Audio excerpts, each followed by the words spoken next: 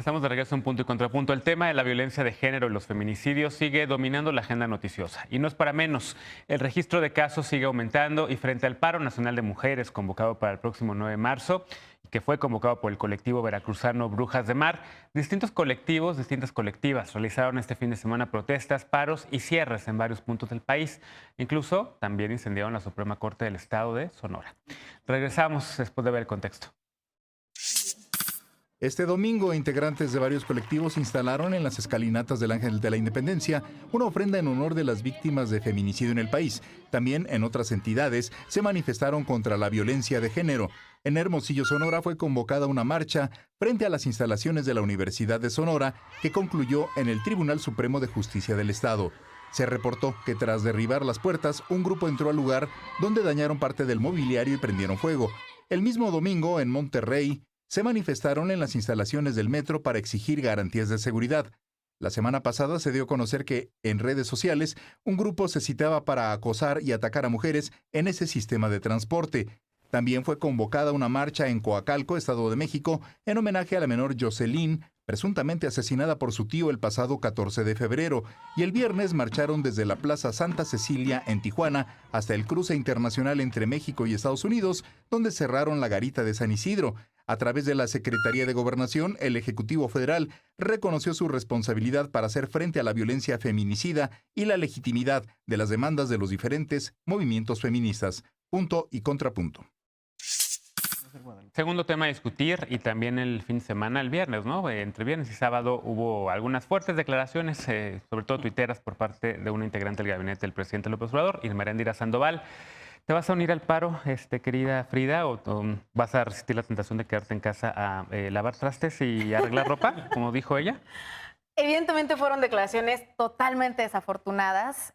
A la Cuarta Transformación, a muchas funcionarias y muchos funcionarios les urge un curso de feminismo y de perspectiva de género. Para más allá de eso, yo no me voy a unir al paro porque a mí no me satisface la idea de enclaustrarme un día en casa después de que durante décadas mis ancestras, mi madre, mis tías, mis abuelas lucharon para que yo hoy pudiera estar fuera de casa. Así es que evidentemente yo no voy a conmemorar este día de esa forma. No voy a ir a trabajar porque el paro de labores tiene como objetivo que las mujeres nos organicemos. La esencia feminista del paro es que en Islandia, cuando nace en 1975, saca a las mujeres de la producción, saca a las mujeres obreras, saca a las mujeres textileras, pero no las saca para que se queden en sus casas. Entonces ibas al paro, solo no te encierras. Exacto, yo me quedo en paro, no voy a trabajar, pero yo no me voy a enclaustrar en casa, como la derecha quiere. Yo me voy a la calle a organizar con mis hermanas y a saber qué es lo que vamos a quemar y a dónde vamos a ir a protestar. Y lo digo de esa forma porque en el feminismo se dice que cuando una lo hace, lo hacemos todas. A mí particularmente me ha generado mucha molestia que este enojo por los feminicidios se haya tratado de partidizar por parte de grupos muy puntuales que desde sus partidos como Acción Nacional, Marco Cortés, estuvieron convocando a este paro. Me parece cínico y ridículo que los partidos que provocaron que hoy tengamos la crisis de violencia machista en contra de las niñas y mujeres sean los mismos que mágicamente trataron de sensibilizarse.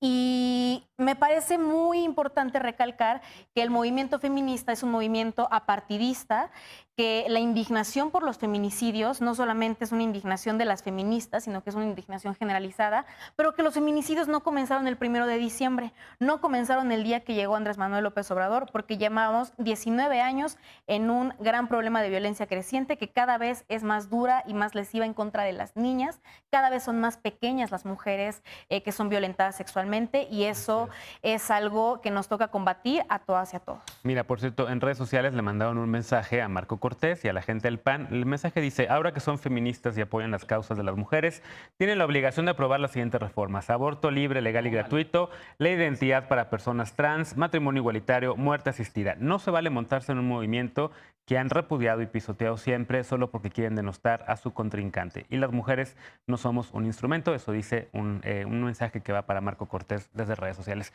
Lisa, ¿cómo lo ves? Bueno, yo sí me uno al paro también.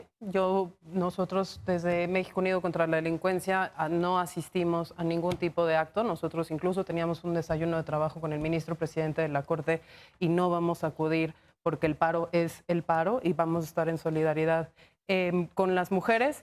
Lo hemos hecho desde siempre, para aquel que tenga la curiosidad. Hemos atendido más de 23,000 víctimas del delito, muchas de ellas mujeres, sobre todo revictimizadas en el sistema de justicia cuando son casos de violación, abuso sexual o violencia intrafamiliar. Muchas de ellas, también lo hemos dicho en esta mesa, son las únicas que movilizan gran parte de los esfuerzos de búsqueda en crímenes mayores como desaparición, desaparición forzada, desplazamiento interno forzado, etcétera. Entonces, en esa solidaridad y en esa congruencia nosotros nos vamos a ver. Yo igualmente reprocho la politización, pero también de los dos lugares, ¿no? Y reprocho también pues muchos errores que ha cometido, yo creo, que este gobierno en el manejo poco sensible, y no solo este gobierno como Morena, sino este gobierno como incluso gobernadores en turno. El último con unas aclaraciones muy desafortunadas es Alfaro, ¿no? El gobernador de Jalisco. Tuiteaba justamente el día de hoy que habían revisado y ahí se había reunido con mujeres que habían sido reportadas como desaparecidas o que habían reportado víctimas desaparecidas y que todas habían desaparecido por su propia voluntad, es decir, se habían ido de sus casas porque quisieron, ¿no? Creo que minimizando mucho el grado y la magnitud de violencia sobre la cual estamos reaccionando y a la cual les estamos exigiendo un paro. Que desapareció la Secretaría de las Mujeres en su gobierno. Sí, no, o sea, digo, insensibles ha habido de todos. Tú hablabas en tu columna, Genaro, de los hombres heridos, y los hombres heridos han estado en todos lados. A mí, por ejemplo, me pareció también sumamente desafortunado el manejo de redes sociales de la primera dama, que primero había apoyado una iniciativa y después no, y entonces ahora todos con pañuelos blancos apoyando a Andrés Manuel, como si esto se tratara genuinamente de Andrés Manuel, ¿no? Que me parece una poca vergüenza brutal. Y sobre las acciones que tenemos que emprender, pues ya hemos hablado muchas veces en esta mesa, entonces más bien simple y sencillamente hacer el posicionamiento, nosotras paramos y tampoco venimos a esta mesa el lunes 9 de marzo. ¿Les parece, chicos? ¿Les preguntamos? ¿Que sigan ellas? A ver, ¿tienes alguna pregunta para ellas, Eder? ¿Una pregunta? Sí. Sobre el tema. Sobre el tema, sobre lo que están viendo. A ver, yo tengo varias más, pero... Sí, a mí sí me gustaría saber qué acciones específicamente se van a tomar en el marco del paro. Yo veo que se están volviendo hegemonía y lo celebro. ¿Cómo hacer para profundizar? Porque es una revolución dentro de la cuarta transformación y eso está muy bien. ¿Cómo profundizamos y cómo podemos ayudar nosotros, no? Algo que me gustaría decir antes, yo creo que la esposa del presidente, Beatriz Gutiérrez Müller, en un inicio, cuando hace la convocatoria al paro, lo hace respaldando a las mujeres y mucho se le criticó por haber cambiado de opinión. Sin embargo, creo que es importante recalcar el momento de crisis que se enfrenta a nivel quienes están dominando el discurso. Porque yo no he observado insensibilidad por parte ni de Beatriz Gutiérrez Müller. He notado que no tienen la capacidad para generar interlocución con una generación que exige de forma totalmente distinta. Es una generación que no está dispuesta a sentarse a tomar el té para pedir amablemente que nos dejen de matar. Es una generación que está enojada porque, insisto, no es el primer momento en el que nos han estado amedrentando en diferentes espacios.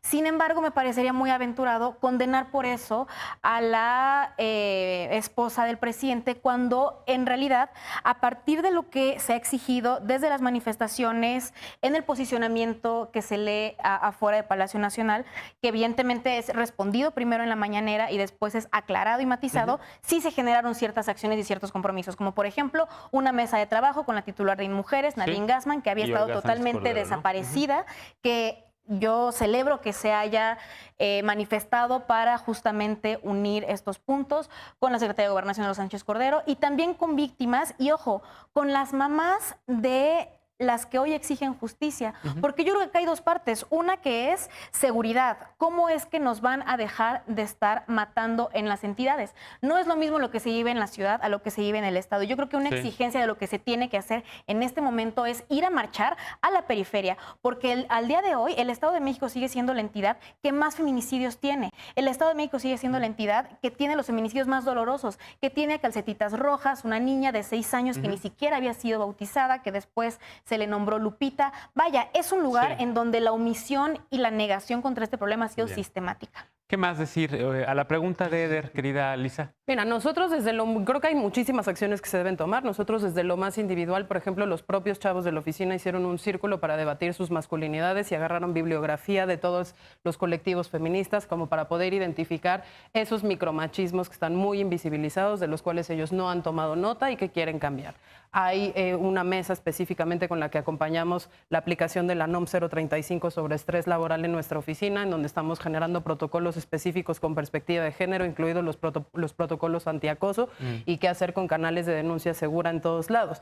A nivel macro, yo diría que un gran paso de la cuarta transformación tendría que ser un código penal único que incluyera el derecho a decidir, ¿no? Porque en las filtraciones que vimos en enero y de nuevo filtraciones aparecía que solo iba a haber un código penal nacional para aquellos delitos que la Federación considerara como prioritarios y justamente el aborto no estaba, dejando entonces a discrecionalidad de los congresos locales que se decidiera la vida de las mujeres de acuerdo a los usos y costumbres de cada lugar, y entonces ahí sabíamos que en Guanajuato esto no iba a pasar jamás, que en 28 otros estados tampoco iba a suceder. Sobre los números muy puntuales, Frida decía, el Estado de México es un estado de urgencia, sí, pero digamos sobre tasas, sobre el número total de mujeres, Guanajuato es una alarma que muy pocas veces sonamos, Colima es una alarma que muy pocas veces sonamos. Sonora aumentó más del 60% los feminicidios. Y justamente las cosas que hemos debatido aquí, el tipo de violencias a los que ahora estamos sometidas, ¿no? Son violencias virtuales, son violencias en el espacio público, siguen siendo violencias familiares. En el trabajo. Y que laborales, y que llama muchísimo la atención que todavía el 20% de las mujeres que de alguna manera llega a reportar que ha sufrido algún tipo de violencia, inicialmente no sabe a qué autoridad acudir para, digamos, resolver o acercarse un poco de ayuda estatal. Estefanía Vela lo decía también en varios programas de televisión, decía, no hemos puesto sobre la mesa la responsabilidad y el rol que puede jugar el DIF, ya que prácticamente la mitad de las mujeres cuando primero piden ayuda, le piden ayuda al DIF, una institución que no está preparada para atender una atención integral de género, y ponía también sobre la mesa el tema de los refugios de mujeres y las casas de justicia que siguen estando única y exclusivamente en las capitales de los estados. Entonces, si tú eres una mujer que vive violencia en algún municipio rural de Guerrero, pues no tienes lástima porque solo en Chilpancingo, ¿no? Lo mismo en todos los estados. Leco, ¿preguntas para ella? Sí, preguntas. Esta parte de qué hacemos nosotros, porque pues sí, obviamente nos gana. Pues si la política se pone, o la agenda política se pone en las mañanas, en las mañaneras, y el presidente de repente está en el centro de las críticas por esto, ¿qué hacemos nosotros con los comentarios que pues a veces se nos queman, ¿no? O sea, francamente, las habas por salir y decir, y vienen siempre los llamados de pues mejor déjenos para nosotros. Pero más concreto, ¿qué hacemos con este programa? O sea, a lo mejor estaría padre decidirlo aquí, en este momento, con las compañeras. ¿Qué hacemos con este programa, que es un programa paritario? Que el lunes tendríamos prácticamente esta mesa, el lunes 9. Obviamente, ustedes dos no estarían. Justo para que el mensaje sea el correcto, como decía Frida, no es que van a estar en sus casas ni nada. ¿Qué hacemos aquí? Dejamos a dos, o sea, para que se marque la ausencia, 2 hombres más, o nos quedamos nosotros Eso 3. lo podemos decidir si quieren después. Pero yo creo que una de las cosas más importantes es que tienen que escuchar, ¿no? Es muy difícil romper la tentación del hombre de ser protagonista de las discusiones públicas y de centralizar todo en su propia individualidad.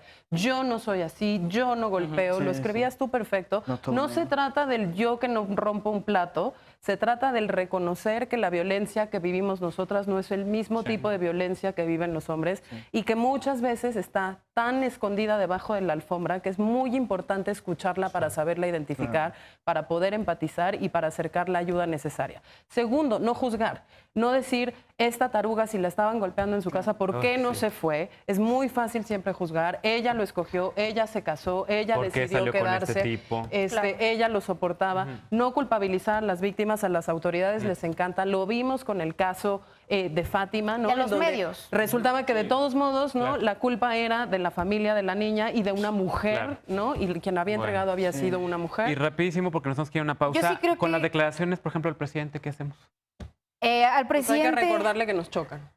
No, pero además yo creo que el presidente tiene que tomar cartas en el asunto urgente, como incorporar un día a la semana que se hable totalmente del estatus del combate a la violencia machista. Mañanera, ¿no? En la mañanera, una vez a la semana, así como tiene lugar el Tren Maya y las obras la salud, las mujeres merecemos ese espacio. Y sí me parece que los hombres, no solamente ustedes, sino que también los hombres que nos ven desde sus casas, tienen que comenzar a cuestionarse sus privilegios, a reconocer la violencia simbólica y a reconocer que el feminicidio nace desde el punto en el que a la mujer se le cosifica y se le identifica como un objeto. ¿Y dónde está ese punto? En la hipersexualización de las niñas, dejar de hacer bromas, como decir, legalicen a las de 15, legalicen a las de 16. Vaya, la pedofilia no solo es un delito, sino que es inmoral, es aberrante, y ahí comienza la espiral que lleva al feminicidio. Esta parte de que los hombres se atrevan también a ser abolicionistas, a estar en contra de la prostitución, en contra de la pornografía, en contra de la compra de vientres, de la renta de vientres, de la subrogación de vientres, porque hasta el punto en el que los hombres no dejen de estar consumiendo mujeres, esto no se va a detener. El problema de que los hombres consuman mujeres implica en que nos ven como un objeto, y al mirarnos como un objeto, que es algo propio del sistema capitalista, en el punto en el que nos ven como un objeto, creen que somos desechables. Bien. Y ya. No lo somos. Ya nos comimos otra vez 2 minutotes del bloque, el que sigue va a quedar en 8 minutos. Pero bueno, hacemos una pausa y regresamos para hablar de la División Científica de la Policía Federal. Adquirió un software con un sobreprecio de 480 millones de pesos. Y eso estaba muy mal. Pero también esto pasó cuando estaba al frente de esta dependencia la actual comisaria de la Guardia Nacional. ¿Por qué importa este tema? Regresamos a Punto y Contrapunto.